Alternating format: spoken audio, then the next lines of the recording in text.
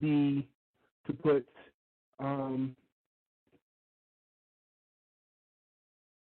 criminals on the thing, but the crime bill was supposed to be, um, act to deal with law enforcement, act to deal with criminals doing the crime bill, and still is look over his head.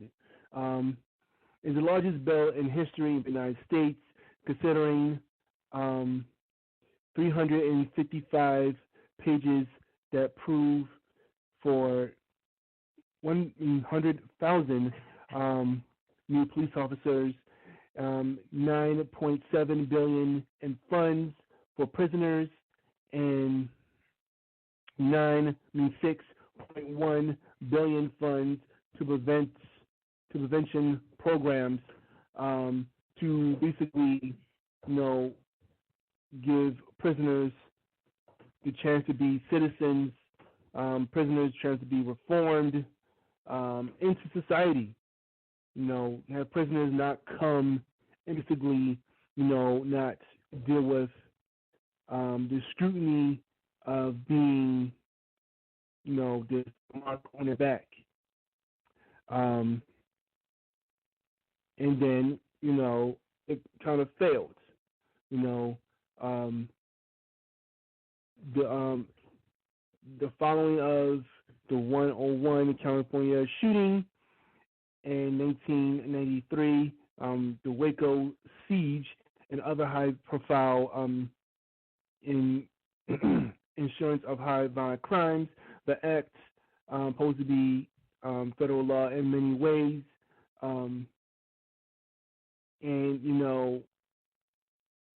that messed up. And I think the interview with Hillary Clinton, she said that the act was basically to ban illegal assault weapons, other classes of individuals, the ban of all that stuff. But like she said in the interview in our documentary Hillary, a lot of hands got in the pots. A lot of people, got very carried away with the bill, and and did a lot of bad things to other people who basically under this act. The thing supposed to be is created in the Death Penalty Act, which creates 60 new death penalty offenders under 41 federal capital statutes, mass incarceration, and all that jazz, and everything else. So, that is also limited his head. And people still, every time you do the interview, people still come with him about, the crime bill. And, you can't shake it off. There's a stigma will stand with him to the end of time. And also his allegations of sexual conduct, him groping, and him being handsy with a lot of other people, a lot of females, who basically, whistleblower on him. It's a lot on him. But he's pushing through and making, getting Trump out of office, so to speak. Besides with Trump, he's doing his thing, But he's doing his thing. He's going by his own flag, by tweeting and saying random stuff, which is okay. Like I said, Trump is not the worst president of all time. You look back at history. Herbert Hoover, the worst president of all time. He sent whole country down in money that he trying to get to it, the way that he didn't present us in. Look up the Great Depression if you have time. Look up the Great Depression. But Trump is doing his thing, man. He's doing his thing. With the coronavirus, he has now. Now he's saying he's cured. Now he got to go to, these town hall meetings. I did watch the town hall meeting. A little bit of it. I watched a little bit of it. Like I said, debates ain't like they used to be. I remember the debates with George Bush and Al Gore. Jesus Christ, the man has, what's it? Yeah, it was a debate, and it was one of my favorite debates. Al Gore basically, had charts, graphs, and Bush is like looking stupid, like he what's going on, and it's funny. It's fun to see. Look it up. Go on the internet and look up Al Gore and Bush debates. And Al Gore should have won, man. Al Gore should have won. He should have stayed as president and stayed running, but as all those fails, people afraid of the ultimate thing of assassinations, and with that fear of assassinations, a lot of people should have run. Colin Powell should have run a long time ago. Colin Powell kicked himself and said he should be the first black president.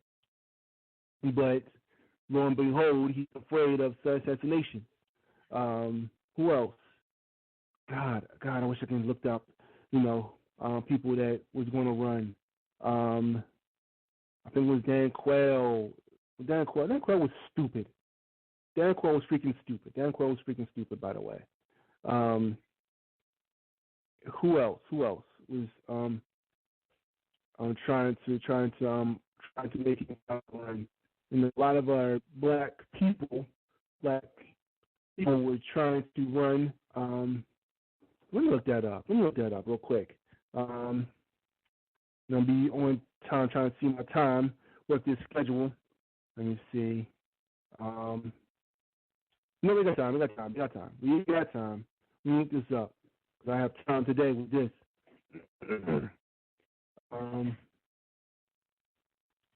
People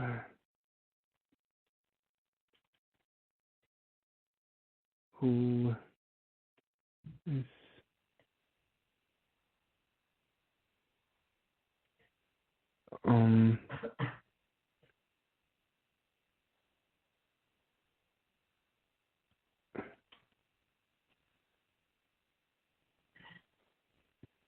let me see. Oh no, and no, I'm not trying like not vol impressed.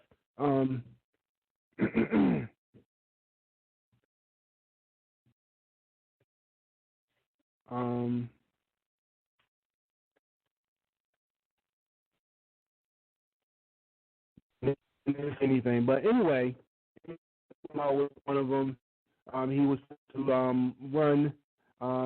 He was going to run, but his son, who basically the head of the FCC, a long time ago, he missed the opportunity, and basically, and it's talking about you're gonna die, Dad, you're gonna die. So yeah,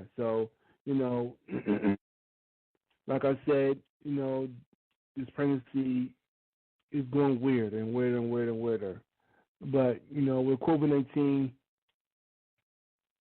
looming, uprising and, everything else that's going, we're still trying to make it. And please, that's whatever. So, but anyway, for tomorrow's show, we will have your monologue, your Black History Minutes, and have I ever, oh God, the drinking game going on here, folks. Have I ever, I hope this will go on. I hope I never be, I don't know, hope I ever. And then that's inappropriate. And followed by what's new in Baltimore and what's coming up for future shows. and that's inappropriate, Dr. Q and I will read letters and say that's inappropriate. And read other stuff and that's inappropriate. And after that, I'll talk about what's new in Baltimore and what's coming for tomorrow's shows and my final thoughts. But all that piece of goodness and more will be bmoretalk.org. That's bmoretalk.org. Here you'll find the homepage of Baltimore Talking Live. You'll catch our past episodes on demand. You'll catch our